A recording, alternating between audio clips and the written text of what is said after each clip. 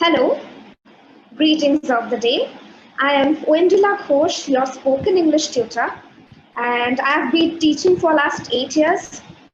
Till now, I have taught nearly 600 candidates. I have completed my education from Kolkata, and I have completed my LLB, BLLB degree from Calcutta University, and recently I have completed my master's also from Calcutta University.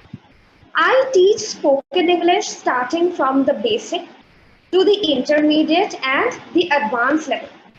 So you can connect with me for any needs that you have. We will be learning about some basics of spoken English. So let's begin. Therefore, I would like to tell you about the topics which I will be covering today. So some of the topics that I will be covering today are, firstly, how to improve your vocabulary. This is one of the first and foremost questions that I get from every candidate. How to build up on your stock of words. It is very difficult to remember the words and also use it in your day-to-day life. But with some simple, easy tricks, that is possible. Secondly, an important topic is how to learn and use phrasal verbs. I will tell you how they are formed, what are the types, and how you can use it with various examples. And at last, I have some soothing vocabularies with pronunciation, as pronunciation are an integral part for your spoken English. If you know a word, but you don't know how to pronounce it correctly, the beauty of the word doesn't enhance. Therefore, you need to upgrade your pronunciation. Some do have their MTI, which is their mother tongue influence. You need to get over it. How can you get over it? That is through ardent practice. So let's move on to the next slide. Vocabularies form an integral part for both basic and advanced level spoken English learners. Therefore, it is not just limited to the basic or to the advanced. It is for each and every candidate who comes to learn spoken English. Now, you may ask, what are the different ways to learn the vocabulary? They are: remind yourself to learn new words in the language that you wish to master. This is for every language that you learn, keeping aside spoken English. Every day from anything that you come across. If you are specifically focusing on spoken English, you need to recollect, you need to remind yourself that you need to think each and every word in English. You just cannot learn them in your own mother language. Secondly, keep looking out for objects and start asking yourself if you know that meaning or not. Simple trick to learn new words even if you don't know the meaning. That is, you just look out for your words, look out for the objects, write it down somewhere. Go through the internet, look up for the word, look up for the pronunciation. Try to remember that word, try to use it in a sentence. In this way, it will be easy for you to remember a new word. At the end of the day, find out the meaning of the unknown words along with their pronunciation and create a word list. It is very important to create a word list. Without a word list, it is very difficult to remember the words. The words which you have learnt on a Monday, you will not be able to remember on the Friday. Therefore, you should be habitually going through the words on a daily basis. Keep the notepad or the diary handy so that you just quickly can go through the words on an everyday basis. It will definitely make a huge difference. And of course, this new habit, if you are able to inculcate, will make you more fluent than the other people. Moving over to the next portion is introduction of some phrasal verbs while speaking. Now the first question comes up, what are phrasal verbs? Phrasal verbs are those words or those phrases which are formed when you combine, when you add a verb with a preposition. For example, get on. Get is a verb, on is a preposition. When you add them together, it forms a phrasal verb. Get on, come up, keep up, etc. You should know how are the phrasal verbs formed, what are the different types, and how to use them in a sentence. You just can't always understand phrasal verbs by looking at individual words. This is the first rule that you need to keep in mind. Everywhere, whatever article you come across, be it in a newspaper or when you are watching the news, you will find people using phrasal verbs. If you look at the phrasal verb only, then you may not be able to figure out what it means. But if you focus on the entire sentence, you will be able to figure out what the sentence actually means.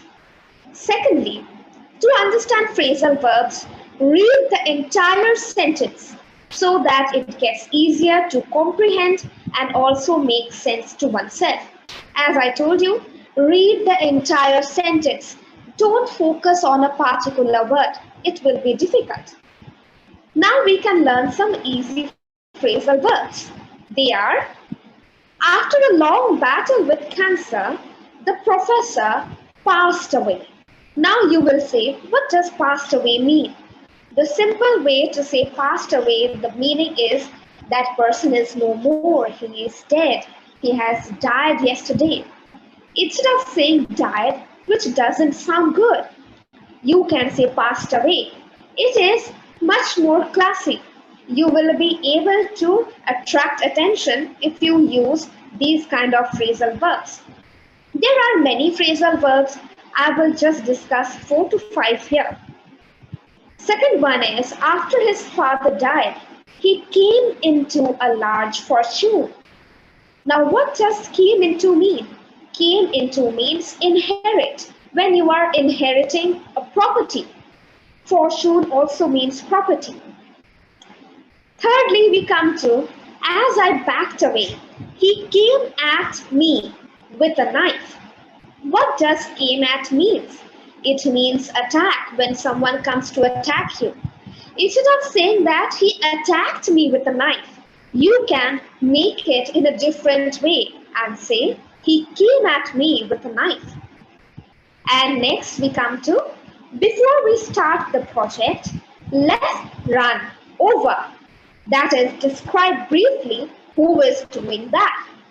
This is how you can recreate the sentences, make it more beautiful, make it more enchanting. This is all about your phrasal verbs. Next, we come to some phrasal verbs in sentences. Now, a certain phrasal verb can be used different ways. Like, a certain phrasal verb may have more than one meaning. For example, take off. In the first sentence you will find, I will take off my coat. In this particular sentence, take off means remove. Instead of saying, I will remove my coat, just say, I will take off my coat. It brings a new edge to whatever you are saying. Next is, the flight will take off anytime, or the flight will take off. So what does this mean? It means the flight will go in air. It will start to run and soon you will be on air. This is the two different meanings that one phrasal verb might contain. Some phrasal verbs are separate. This is one kind of a phrasal verb, as I was telling you before. You can say, put on your dress, or you can even say, put your dress on. The meaning remains the same. However, instead of using put, the verb, and on, the preposition together, you can even separate it. Now, if you delve deeper into the phrasal verbs, you will find the list of those phrasal verbs which can be separated. In both these cases, the meaning of the sentences remain the same. You need to read in between to understand them clearly. So this is how easy the phrasal verbs are. Next, we move on to how to make the phrasal verbs more conversational. Like, instead of making it more conversational, you can just spice it up. How? Make the phrasal verbs more conversational. For example, instead of saying sit at the table, if you say sit down at the table, it is much more meaningful. Not only that, it will show the instruction that you are giving to someone. If you are asking your child to sit at the table, he may not understand. Instead, if you make it more clearer, sit down at the table, that will make a difference. Or if you ask your child, eat your food, instead, if you make it a little more childish so that the child can comprehend it better, just say, eat up your food. If you say, eat up your food, your child will understand that better. So these are some essentials to create some meaningful sentences on your day-to-day life. Next, we come to some soothing vocabularies. Now, these vocabularies are specifically made for those people who are finding it difficult to use different words or build up your stock of words. Here, I'll not only share with you the vocabularies, I'll also share with you the pronunciation, how you will be pronouncing each and every word. Along with it, I will also include the meaning of the words and also give you one example of how to use that word in a sentence. Let's move on to the first one. First one is demure. Demure. We do not pronounce the R when it is present just before a vowel. Demure. Demure. The pronunciation is demure. It means shy or reserved. When a person is feeling shy. The sentence goes, the girl had a demure smile on her face. So she had a shy smile on her face. This is the first word. Next word is elision. Elision. It means a sound or a syllable. There's a beautiful elision in her speech. So there's a beautiful sound in her speech. It is elision. Next word is effervescent. Effervescent. We do not pronounce the R. It is effervescent. It means fizzy or bubbly. The wine is effervescent. So the wine is bubbly or it is fizzy. There are bubbles coming out of it. The fourth word is lagoon. Lagoon. It is an area of sea which is separated by sand and rocks. Lake Chilka is a beautiful lagoon. Okay, so it's demure, elision, effervescent, lagoon. Moving on to some other words are light. Light. It is not light. Do not confuse with light. It is light. It is th. The sound is th. Light. Light means young, healthy, attractive, someone who can bend easily. The model is light and looks appealing. She is young, she is beautiful, and she is light. Next one is mellifluous. Mellifluous. It means having a pleasant and flowing sound, something which is soothing. The voice of the singer is mellifluous. Instead of saying that he has a beautiful sound or he has a very appealing voice or his voice is very enchanting, just say he has a mellifluous voice. The next word is hasten. Hasten. Hasten means to quicken, to be quick. I should hasten to board the train and avoid missing it. So you should be quick enough to board the train, else you will miss it. It is hasten. Next word comes is opulent. Opulent. It means expensive and luxurious. My friend enjoys an opulent lifestyle. She enjoys a very extravagant and luxurious lifestyle. This is opulent. Next word is quintessential. Quintessential. Important part of certain time. Like mangoes are quintessential in the summer months. Therefore, it means it is very important. It is an integral part of the summer months. Last word for today is serendipity. Serendipity. It is serendi and pity. Break it in syllables. If you are unable to pronounce a word at a stretch, break it into syllables. Serendipity. Serendipity. It means act of finding something valuable by chance, by fate, by luck. It was only through pure serendipity that I met my best friend. This is how you can create sentences. So these are some of the enchanting vocabularies, some eminent vocabularies which you can use on a day-to-day life basis. And trust me, you can bring a huge change if you can use these in your day-to-day life. And there are, of course, some one-word substitutions that I have for you.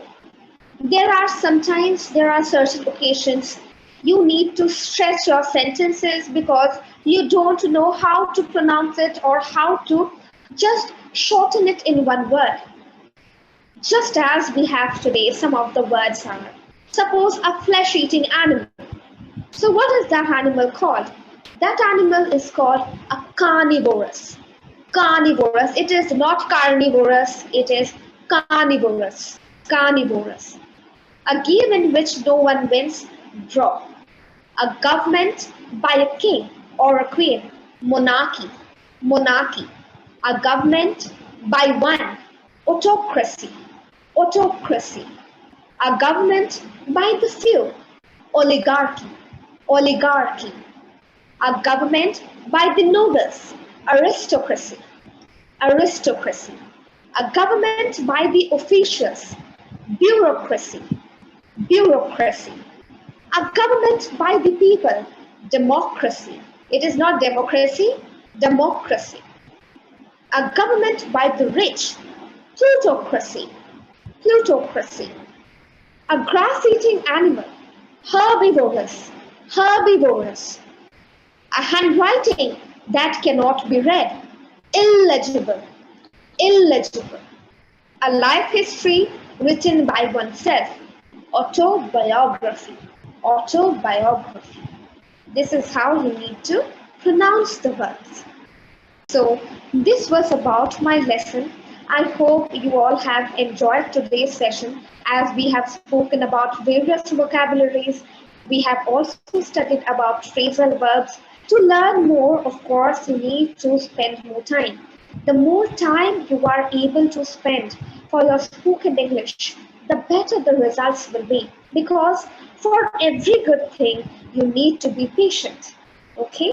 So therefore, keep up with your spirit. Just don't give up. Even I have taken a lot of time to reach this level. I'm sure if you put in your best efforts, you will also be able to be fluent, just as me or any other person whom you idolize. Therefore, that brings me to the end of this session. I have come to help you out with your queries. So if you have any further questions, any doubts, feel free to connect with me through UrbanPro. Stay safe and take care.